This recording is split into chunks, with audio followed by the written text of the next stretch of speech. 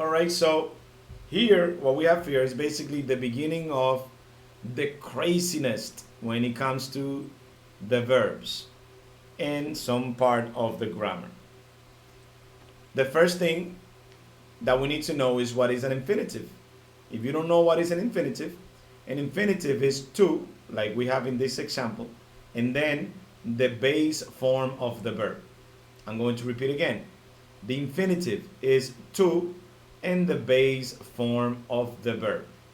Now, all the verbs we could say have an infinitive form. All the verbs have an infinitive form.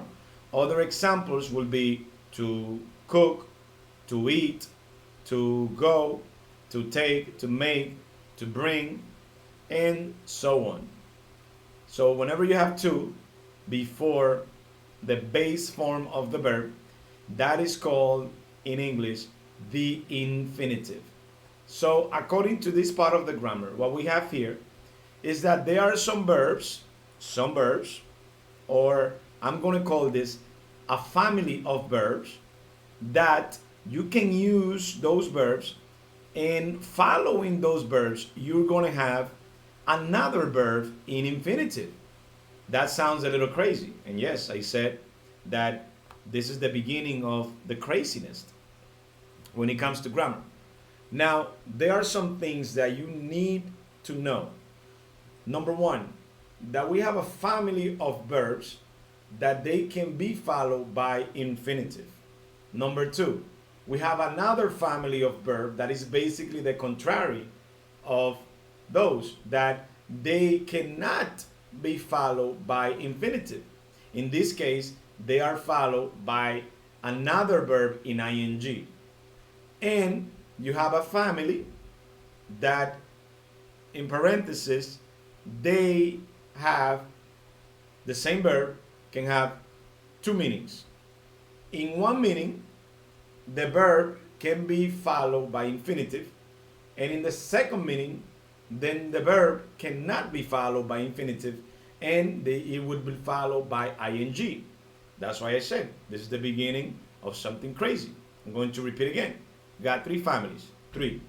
Number one, a family of verbs that they can be followed by another verb in the infinitive. That is the first family. That is what we have here.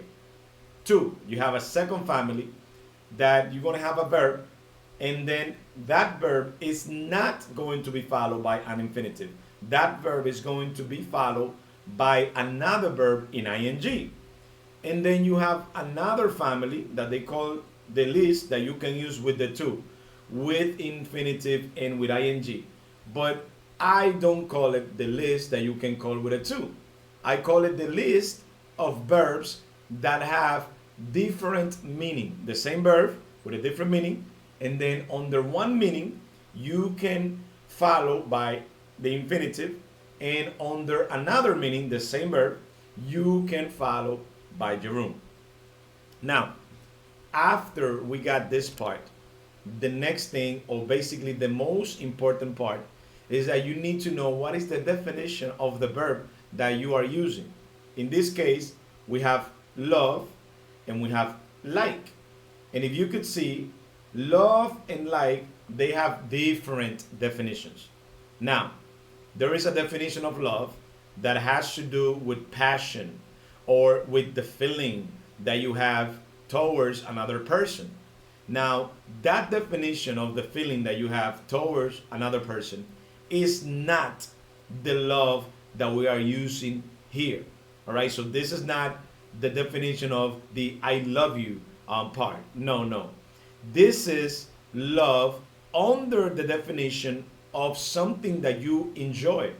So when you say I love to play volleyball, here, I love to play volleyball, what you're saying is that you're using love under the definition of enjoy. So you're saying I enjoy to play volleyball.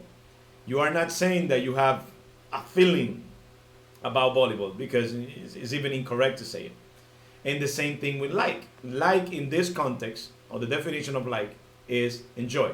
I like to play volleyball. So you can say that under this definition, love and like, they are synonyms.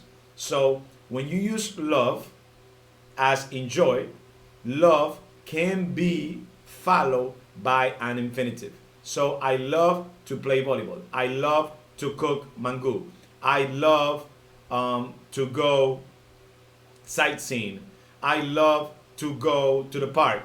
I love to eat and whatever it is that you like to eat or I like to eat. So in this context, under this family, they can be followed by the infinitive of another verb. The same thing goes with forgot. Here you got I forgot, and most of them, or most of the time, we use them in the past. Here, as you could see, I forgot to explain the rules. I forgot to go, or I forgot to take the garbage out. That means that this verb forgot belongs to the family that can be followed by the infinitive. That's basically what we have in this part of the grammar. Now, on the other side, we have another structure. We have some verbs that they can be followed by a noun. So, when you have this structure, and that is another family, love in this case and like they belong to that same family too, as you could see, and is the same definition under the one that we got here, the same definition. So I love sports. You enjoy sports. I like sports. All right, that is something that is part of your appreciation. That's basically under the definition that you have love and that you have like over here. Now here you have need. So need belongs to that family too. It says, I need my uniform. So you got the verb and you have the noun. Want is another verb too that you can use with this structure. It's a full family. So you could say, I want the class. I want mango. After the verb, then you have a noun. In this case, and before I ask questions, we have here that all these verbs that we got here, verbs like forget, hate, learn, like, love, need, decide, plan, prepare, and want, as I use that in the example, can be followed by a noun or the infinitive. To plus the base form of the verb, that is the infinitive. Now,